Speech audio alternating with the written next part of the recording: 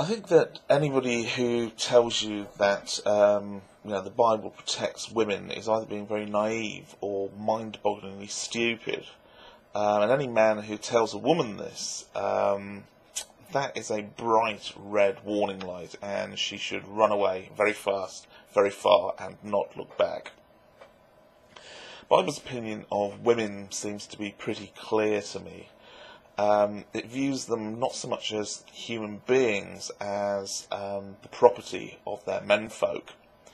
Now, I don't think it actually comes out and says this directly, but it certainly doesn't leave you in much doubt if you read what it does say. Now, I might be wrong, but the first quote that you mentioned from Deuteronomy actually struck me as being more about adultery than rape. Not that it really has that much difference in the sense of it, protecting women. But what I concluded from this passage is that it seems to be saying that a man who commits adultery with another man's wife is actually defiling her in some way. He's kind of stealing her virtue.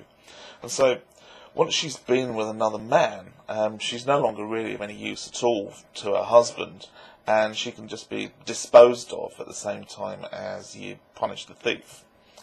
With death, of course, the first resort of Old Testament justice. As you say, so much for protection.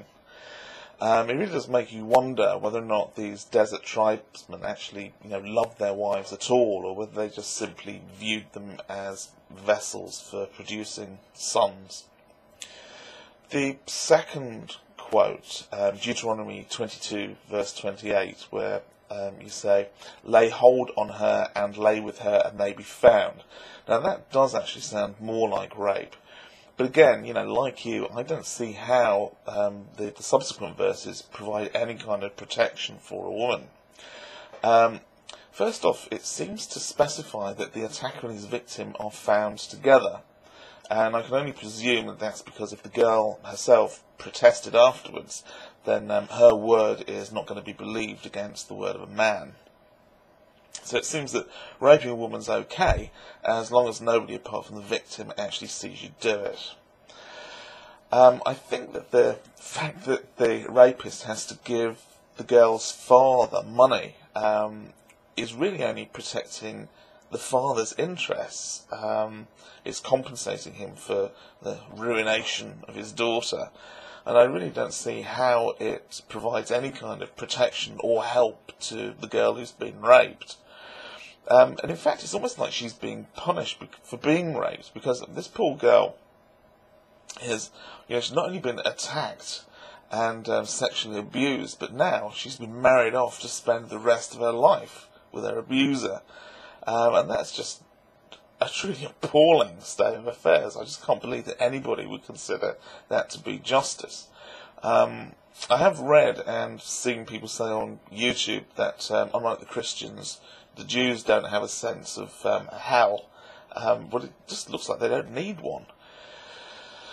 Unfortunately, this attitude doesn't seem to be confined to prehistory either, because until recently, in the UK, actually there was no concept of rape inside marriage.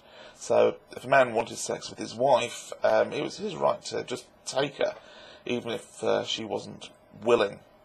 But then, as far as Christians are concerned, giving a woman the right to control what happens to her own body isn't something that they seem particularly comfortable with.